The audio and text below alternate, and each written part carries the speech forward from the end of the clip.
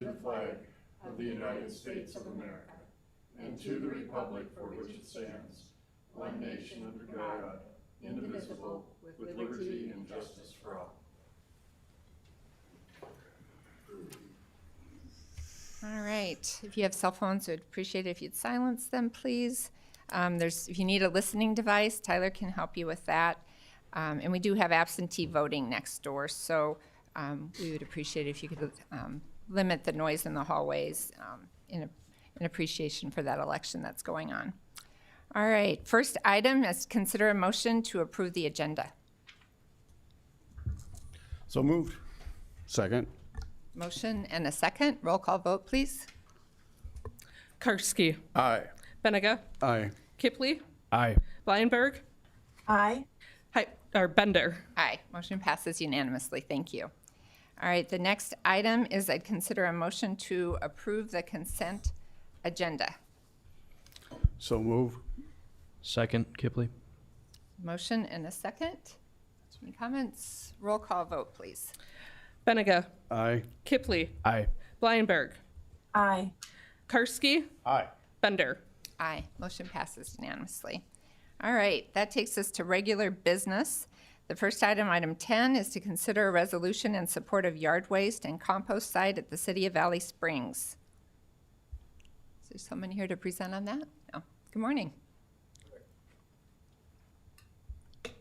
Name is Blaine Iles. I'm the Public Works Director for the City of Valley Springs, and just here to request a statement of resolution for being able to accept yard waste, grass and leaves to compost. Are there any questions for Blaine? Madam Chair? Commissioner Karski. I'm curious why this is coming to us. It is the last hurdle in a state required document and permittation to go. It's the last required thing for the state. Is it within the city limits of Valley Springs? Yes. It is? Yes. Okay, okay. Was there, I haven't followed this at all. I mean, is this controversial? Any opposition? I mean, pretty much No, going it's just through? something that they do some inspection type things. They called and said, if you want to continue to accept yard waste, go through a permit type deal. Okay, okay. Other questions? Is there anyone here who would like to speak on this for public comment?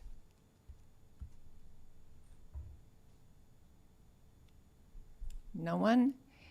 I noticed that there were some questions about water runoff and things. Were all those issues addressed? Yeah, that was the state's concern, is they don't want the stuff kind of running into surface water. And there's different maps and things that the state's required that's in the packet there. It shows kind of floodplains. Everything's been measured as far as away from surface water, and the ground's been built up where it will be accepted at. Okay, and this is just to accept yard waste? Yes.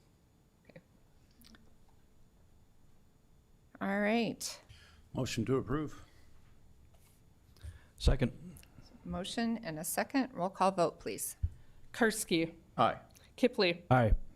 Benega. Aye. Blyenberg. Aye. Bender. Aye. Motion passes unanimously. Thank you very much for coming this morning. All right, so that takes us to item 11, which is to authorize the chair to sign an agreement between Minnehaha County and JSA Engineers and Land Surveyors for construction administration. Good morning. Good morning, Commissioners. Steve Groen, Highway Superintendent.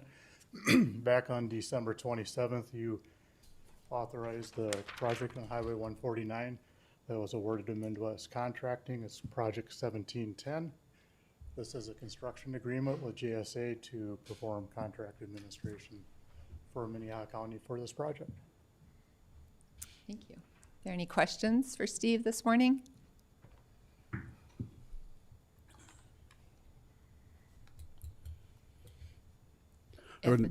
Is there anybody here for public comment?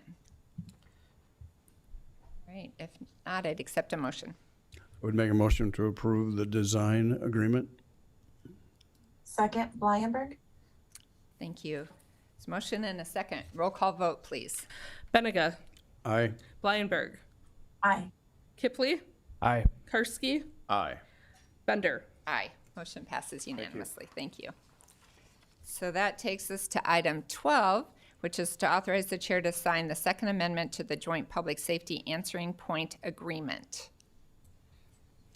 Good morning, Tyler Clatt, Commission Office.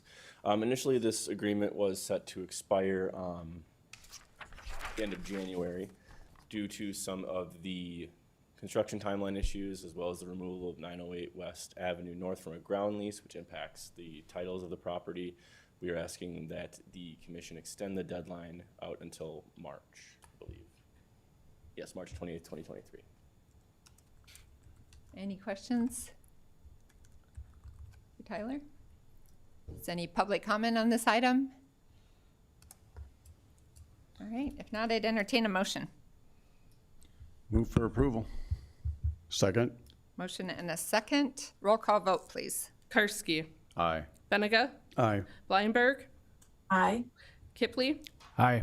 Bender. Aye. Motion passes unanimously. Thank you. All right, that takes us to the last item on our regular agenda. It's going to be a quick meeting, I think. Yeah, wow. Tyler Clatt, County Commission Office. The update for you today is from the first 5 or so days of the legislative session. It covers 116 bills as of January 12th. I've listed about 5 for worth noting. 1042 increases treasurer fees by 100% from $1 to $2 and $5 to $10.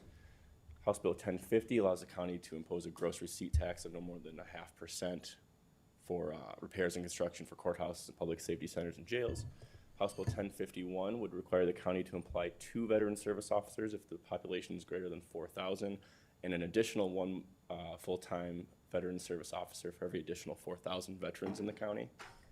Senate Bill 4 would allow the DOC to commit a child to juvenile detention if the delinquent has committed 3 separate acts in the last 6 months. And Senate Bill 51 will increase the DOC reimbursement rate paid to counties for the detention of a parolee from $70 to $95 a day. There's one other note from the State of the Judiciary address where Chief Jensen has asked lawmakers to authorize a group to study the efficiencies and funding for the public defense system. And one other note, I suppose, none of these have been scheduled for hearing as of this morning, though I understand that House Bill 1050 is intended to be on the calendar for Thursday.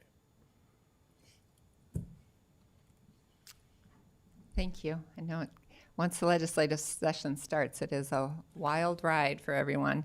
Is there anybody have any questions for Tyler? Madam Chair, on House Bill 1051, related to our veteran service officers, do we have a count on what Minnehaha County, our number of veterans, and then what that would equate to under, if that legislation were passed, how many VSOs we would need? Good question. So from Human Services, I understand we have about 4,000 cases that are managed. The text of the bill is the count of veterans based on the United States Department of Veteran Affairs, and that gets us around 13,000 veterans. So we're looking at a total of 4 veteran service officers, which would be an increase of 3 total.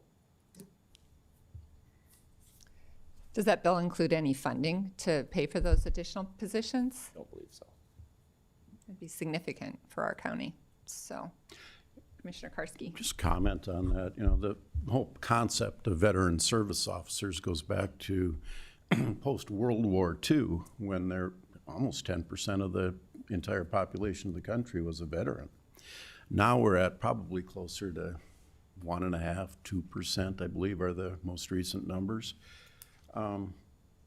While the concept of a veteran service officer is a good one, I'd say we may have outlived the life of how it's managed. And in fact, I suggested this to the sponsoring legislator that instead of every county being required to have a veteran service officer, which is, some counties don't have 50 veterans in it, maybe the state should take over the VSO program and it'd be a state administered instead of a county administered program. That way they could have one central office and they could figure out how to best parse out the resources of the veteran service officers.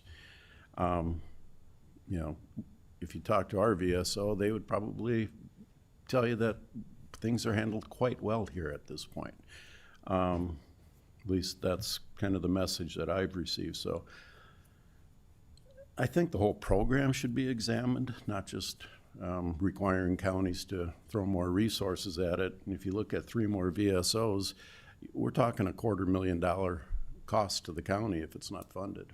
I think currently they pay about $15,000 or $20,000 is what the county helps it, less than 15 of the almost $60,000 that it costs us to have a veteran service officer. So if we're going from 1 to 3 or 4, I mean, the cost to the county is huge. Our veterans deserve the support, but I have not heard complaints that they're not getting the support.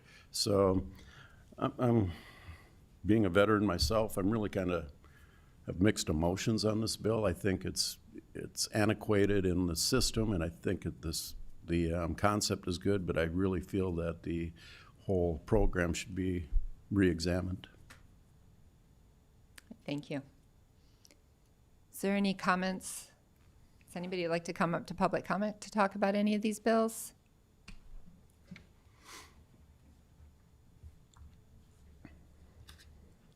Good morning. Just a reminder that if you're going to speak at public comment, if you could just make sure you sign. Excuse me? There's a sign-in sheet over by Yes, the I did. door. Yeah, Oh. okay.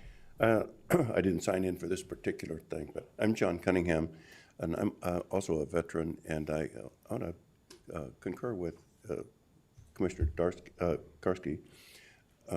I've never used the service, and there are some, I'm sure, who desperately need service, and there should be more rather than counting me and Dean. We're not part of the need. We should, I think this situation should be more based on how many people really need the officer and have enough people for that need, and not assign people to serve people like me and Dean just because we're a number. Thank you. All right. Anybody else on the legislative bills? Any final comments by the commissioners? All right. If not, we will move to opportunity for public comment. If there's somebody, if you'd like to speak on something that wasn't on the agenda today, this is your opportunity to come forward. Good morning. Good morning. Cindy Meyer. The entire premise of technology-based elections is based on support for the verifiable voting concept. But before designing technology for elections, we must first determine how it will empower citizen control, enabling the counting of votes in public rather than counting them in secret. We do not consent to any form of secret vote counting that is administered and controlled by government insiders and their vendors. Any system that forces a citizenry to trust government insiders to count their votes represents a change in the original design of this nation. The United States of America was designed to uphold the right of citizen sovereignty over the government. In addition to hiding the counting of votes from public view, computer-counted elections hide the chain of custody of the vote data. Citizens are never allowed to view the original input in order to compare it to the output, and are relegated to trusting circumstantial evidence controlled by insiders. Such a system is, in fact, a transfer of power. The people were never asked to approve such a transfer of power, have never consented to it, and indeed cannot consent, because the right of sovereignty over the instruments of government, which we have created, is an inalienable right, which one cannot be given away, nor can this right be removed through legislation. It is admittedly possible for a government to decline the honor this right, but such an act would justify extreme measures by the people subjected to such abuse of power. It is a public counting that is key to citizen sovereignty, not computer verification. Verification of a computer report is not at all the same as public vote counting. The core of elections was, and again, must return to the principle of citizen sovereignty over government. Elections can never be based on a requirement to trust government insiders and their vendors to count our votes, nor can elections be dependent on experts to tell the citizenry that the system is okay, nor should the detailed mechanics of elections be impossible for the average citizen to understand. Models which depend on experts and insiders create centralized control and remove all control from government's rightful owners, the citizens. This represents a violation of the principles laid out in the Declaration of Independence. We will do our utmost to inform the populace that such systems must be revoked by whatever means necessary. We do not consent. Thank you. Is there somebody else for public comment? I'm John Cunningham, and I came here to talk about that. There are a couple of things that I think a point I agree with, that entrusting it to government officials is should not be necessary. You have paper ballots here in Minnehaha County, and paper ballots are necessary for people like the military, people who work, and truck drivers and the like who won't be there on election day. But the problem with paper ballots is that they're bad. The most contested election in the country's history was contested on the basis of paper ballots. Everybody understood that the machines were correct. It was the paper ballots that went all the way to the Supreme Court. We recently had a situation in a county where people counting the paper ballots couldn't agree because some of the ballots are mismarked. Some would call half a bubble as a counted vote, because saying that the person obviously intended to vote for that person, and somebody else would say, no, it's clear that they changed their mind. And you can make that interpretation, and that's where I agree with putting that decision in the hands of people is just a mistake. Machines are by far the better solution. I have more experience with voting machines than anybody in this room, I'm certain. I was a precinct manager for an election using voting machines in 3 elections. And I can tell you how it works. Of course, this was 20 years ago, so the machines may have changed somewhat since then, but after the ballots were finalized, each machine was programmed for the precinct it would be in. Different state districts, different federal representative districts, commissioner districts, they had commissioners there, commissioner districts there. So each machine was then tested. I think it was 8 ballots, don't quote me on that, or sent through each machine to make sure that it was counting correctly. It was programmed for that precinct, and that the vote was correct. And then it was zeroed out, and a lead seal put on the machine, and then delivered to the day before, delivered to my precinct. And then on the morning of the election, I would unseal it, run another tape to make sure it was in fact zeroed out. And at the end of the day, I'd run another tape and compare the number of votes cast by all the machines and compare it with the people ticked off on the rolls, and to make sure they matched. And then the tapes were sent downtown, and never any connection to the internet, no way for anybody to mess with them. The fact is, there's never been a miscount by machines. The idea that there's some massive machine fraud is itself a fraud. Nobody with any ability to look at the situation and know what's going on has ever complained that the machines gave an erroneous result. There's never been a case where the machines gave an erroneous result. People give an erroneous result. When they count the ballots, that's subject to error.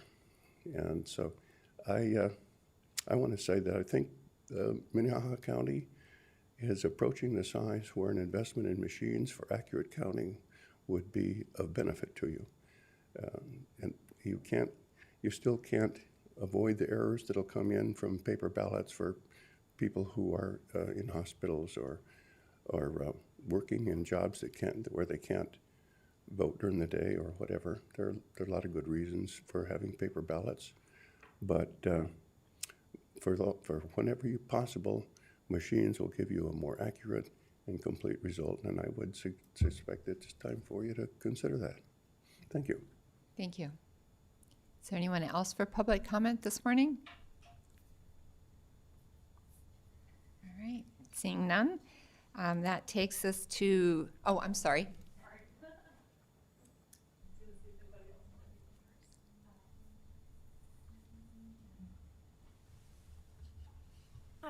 Hi, my name is Kaylee Langrell. I work for Turnkey Logistics, representing Summit Carbon Solutions. I do have a few handouts if you guys would be willing to take them. I don't know if I'm allowed to hand them out for public comment, but. You can give them to Tyler and he'll give them to us later. Thank you. Give you a few of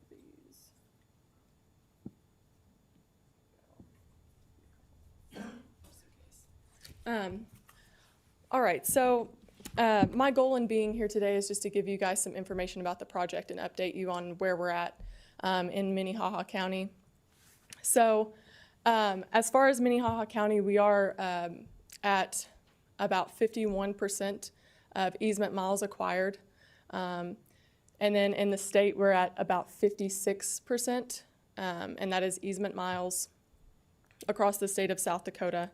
And then in these, if you guys get a chance to look over these, the number of miles, number of landowners, and the number of agreements executed are listed on there. And then I've also included a map for you guys to take a look at, just showing the pipeline where the valve stations are. There is a little legend showing where the mainline valves are located, so that can show you that information. And then as far as permitting, so as Turnkey Logistics, we were hired by Summit mainly to do non-environmental permitting, so road crossing permits, driveway permits, things like that. In Minnehaha County, we are working on the road crossing permits, so they are in the last part of the review process. They are with Summit right now. We're just waiting on approval before we submit them to the county. Trey Lester is one of our turnkey people, and he is assigned to working with your highway superintendent, zoning administrator, those types of people, just to make sure that we can follow the county's process for those permits. He is also talking with the highway superintendent about RUMAs, just to make sure that we do cross the roads as you would like to see us cross, and then that everything is taken care of after construction as well. So with that said, that's kind of the updates there. But I did want to go over, and you guys, hopefully you'll get a chance to look at this. It's a lot of information that I have on these handouts, just so you can, you can look it up yourself and see. But I know going to a bunch of counties, that's my primary job, is going to county board meetings and giving informational presentations. I've seen that the main concern is safety. So that's something that I definitely want to address. We are regulated by PHMSA at the federal level, and then we're also regulated by the PUC. So I'll just talk about PHMSA for a minute. The PHMSA code that we're regulated by is listed, and I have some of the regulations listed in these handouts as well. So if you want to on your own time, you can look these up and kind of compare and contrast to what I'm saying, make sure what I'm saying is correct. But just want to go over a couple of them. So PHMSA requires that we bury the pipeline 3 feet below the surface of the ground in fields. Summit Carbon Solutions, we are going to bury the pipeline at a 4-foot minimum. This is also negotiated with landowners. So if they want it lower, that's something we can definitely do. And then if they want it at 3 feet, which is unlikely, we could do that as well. And then let's go over some other ones. I'll talk about the X-raying. So PHMSA requires that we X-ray 10% of the welds across the pipeline project. We have committed to X-raying 100% of the welds. The pipeline will also be hydrostatically tested. This is another thing that's required by PHMSA. That requires filling the pipeline up to 125% or more of its max operating pressure, and that's for a number of hours depending on where the pipeline is, and before it's in operations, just to make sure that there are no issues with the integrity of the pipe. We're also required to fly the line just to make sure that everything is looking correct every 2 weeks or so. That's a requirement by PHMSA. And then we will also do inline maintenance and inspection with something that's called a PIG. So it will go through the line and make sure that there are no issues. And then just to talk about the valves really quick before I run out of time. The job of the valves is to, if there is any kind of leak in the pipe or pressure change or temperature change, they will shut off on each side. We will have access to those valves in Ames. There will also be people working locally that will have access to those, and there's a manual lever on them as well. So I'm running out of time, so I'll cut it there, but I appreciate your time. Thank you. All right, anybody else for public comment? Hi, my name is Kay Burkhart. We farm over by Valley Springs. I guess I'd like to just address a little bit about the PHMSA rules. PHMSA is the federal organization that puts down the regulations. There was an explosion of a CO2 pipeline in Sitarsha, Missouri in 2020. And PHMSA has looked at that, and PHMSA has said, I guess our regulations aren't quite up to date for carbon dioxide pipeline. And so at the current time, PHMSA is looking at putting in new regulations for CO2 pipelines. The trouble is, they will not be done with those regulations by the time our PUC decides if they're going to permit this pipeline or not. So we're going to be working off of the old regulations, and if I am right, it's 50 feet from your house is the setback, and 3 feet deep. And I suppose that sounds fine as long as it's by the farm and not in town, but it's all the same people. I think that our county really needs to look at putting in place some ordinances to protect the farmers. They have worked their whole lives, worked generations to build these farms, to build the land the best it can be, and these pipelines are going to come in. They're going to move the soil from the bottom up to the top. It's going to affect our production as well as the safety thing. They are threatening us with eminent domain, and nobody can do anything about eminent domain. And so I would like to say the only thing that we can do if we have to have the pipelines, would you please look at putting some regulations for our county to protect us? Thank you very much. Anyone else for public comment? Gary Meyer, Minnehaha County. I want to remind you that this is a private company transporting a private product to a private location. There is no public benefit. There is no proven facts that we even have a CO2 problem here in South Dakota, and there's no proven facts that this will make any difference on climate change. This company and its foreign investors are telling you that they want to take control of our land through eminent domain. They don't even have to spend a dime to purchase it. They just control it. Thank you. Anyone else?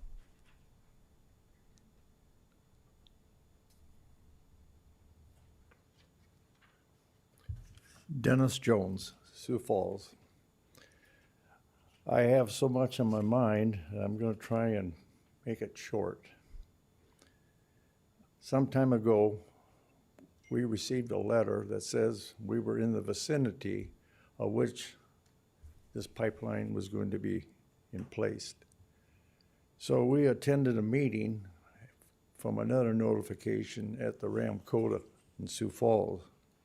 And when we went there, they had a table set up with different things you could pick up, and there was all different little sections of maps. And we picked up one that had our section of where a farm was in the area. Not expecting it to be in the pipeline's direction, we see it's going exactly right across our land. I'm sitting there and I'm talking to this fella, and I said, good thing we came to this meeting. We wouldn't even have known this was going to go across our land. He introduced himself. He was the CEO for Glacial Alcohol Plant. So he was very quiet with me, didn't say a whole lot. Before I left, he asked me if he could have my email address. I says, yes, I would, because I said, I'm definitely opposed to this. I wasn't prepared to say anything here today. So I gave it to him. The next day I received an email from him, and I had asked him why he was going this route. They wanted to come out of that plant and head east, go across the Sioux River, go across another highway, through the Sioux River again, up the hill and across our land. Our land is very close to town. He says, well, that's the route because we don't want to go any other direction. Well, I says, you can see there's a plain straight line headed west along the railroad, and head that way. It would save you miles and miles and stay off everybody's good farmland. That's not even good land. He says, I'll look into it. He gets back to me and he says, well, we discussed this and I'll keep working on this and see if we can find another route. Finally, I received a letter from him that says, we have a different route and we're not going to be going across your place. This was back in June. Just recently, we got another letter from him that says, we're now going across your land. When they wanted to come across the land, they want to come in from the north, go south a half a mile, and then turn on the same land and go another half a mile to the west. They ruined the land 400 feet on each side as far as development. This land we have is really good land for development, but it's excellent. It's all Iowa soil. It's good farmland. They're going to ruin one of the most beautiful places, been in the family for almost 90 years. We have given up land to these high towers that went across. We gave up land to Highway 81 going across. We have given up a lot of other land for the building of the city of Watertown. We have given up all kinds of stuff, and we're not giving this up without one heck of a fight. Now, I've been going into other things and looking at them, trying to see what the big deal is. There's a lot of emotion. There's a lot of money. Found out Congress passed this big, huge bill, $580 billion. And from that, they got everybody scrambling to get in on this money. I won't say much more, but if you really want to look into it as commissioners, you don't need to believe me. Just go to Wikipedia and look at carbon dioxide in Earth's atmosphere. And it will tell you the geological time since this planet was believed to it started over 5 billion years. We have had carbon dioxide as high as over 4,000 parts per million. A part per million is 1 in a million parts of dry air. Right now, we're at 421 as of the 2022. And at the rate we're going, they say it should increase, possibly if we don't do anything, about 2 parts per million per year. So 10 years, 2 times that would be 20, would be out to about 440. That not even anywhere close, 40,000 or 4,000 parts per million. We have time. We don't have to be ridiculous. And the reason I'm giving you this and telling you to look at this, it talks about all the times. When Dennis, I'm sorry, but your time is up. I have to enforce the time for everybody. Thank you for coming. You bet.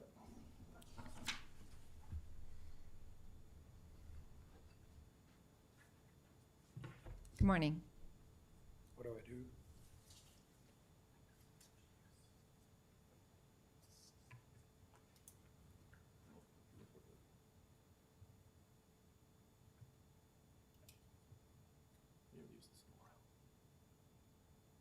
I'd like this on the screen.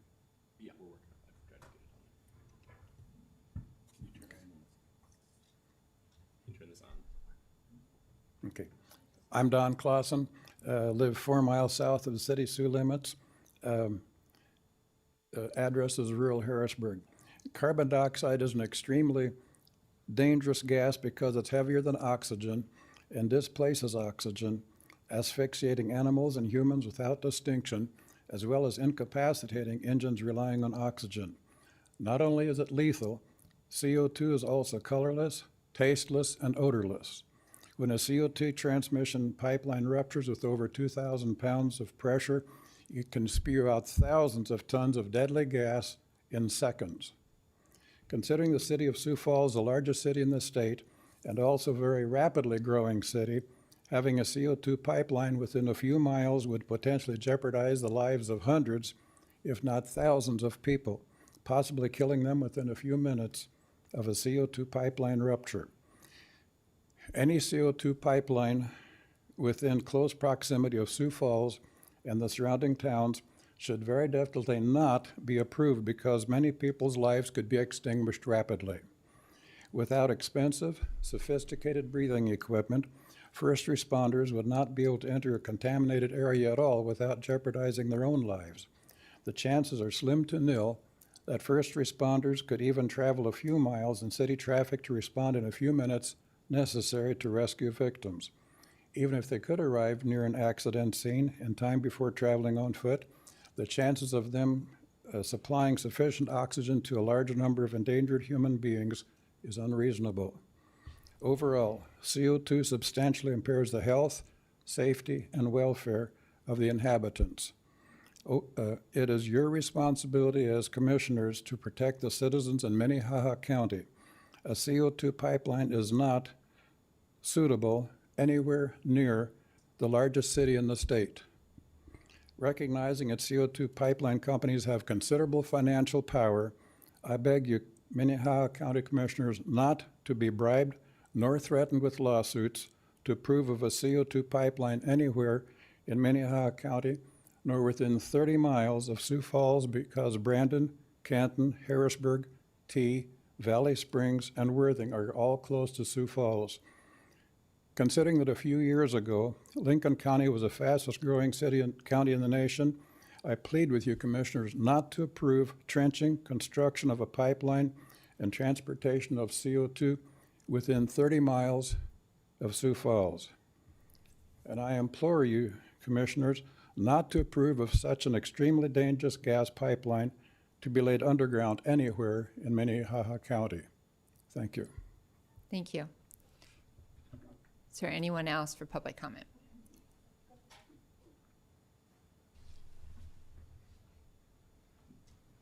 I've got a video I'd like to show here. We're not allowed to show videos You're not during show- public comment, sorry. Okay, can I show pictures? If you have a picture that you can show.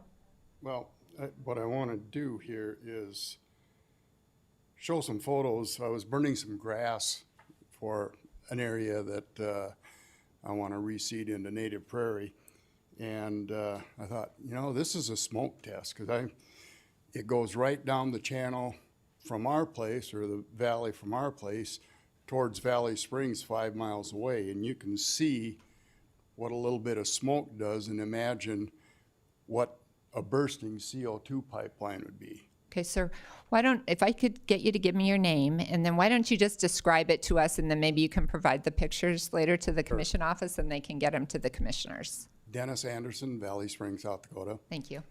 And I did do a little bit of research. I called, I actually emailed the South Dakota DOT and found out that exit 410 on the interstate has about 2,100 vehicles that go by there every day. Soteria, Mississippi, they have a little over 900, which is where the previous disaster that is often referred to. And anyway, when you stop and think about how much more traffic we have going along the interstate there, plus all the people and the town of Valley Springs at risk, I felt that this video and pictures that I have are pertinent. So, is there, okay, how? If you want to send it, I don't know if you can put it up. Send it to us, and then we'll share it with the commission afterwards. That's just Are you done with your comments, Mr. Anderson? Yeah, sorry. Commissioner. Are you done with your comments? Yes. Okay. Is there anyone else here for public comment today?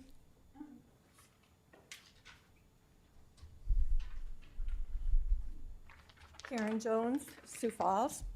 I just have a couple comments. Dennis was speaking to was the CO2 that's naturally in our air is needed for plant growth. That's just a fact. And it's not dangerous to it, but when it's condensed, it's very dangerous. This Summit company is just unscrupulous. They, for our land, this really gets me choked up because my mother's 102, and she'll be 102 in May. And she's in the nursing home, Prince of Peace over here. I brought her down. And they unscrupulously delivered the easements to be signed to her. I have power of attorney. They know that, but that's the kind of company we're dealing with. So. Thank you. Anyone else this morning for public comment?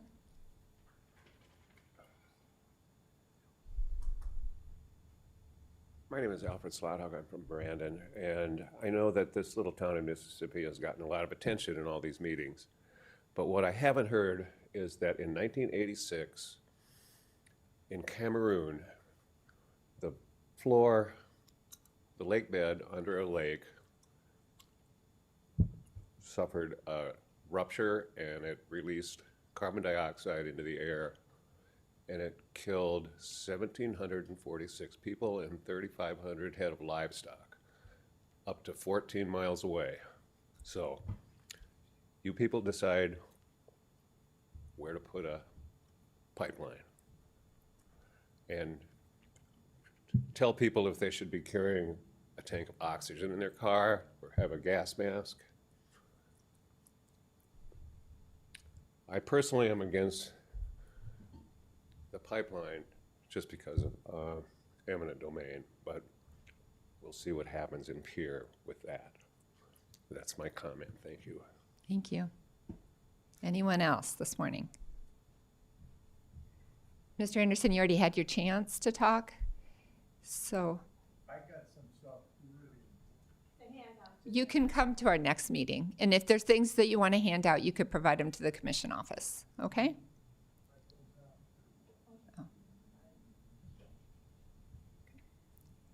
All right, anyone else who hasn't had a chance to speak yet?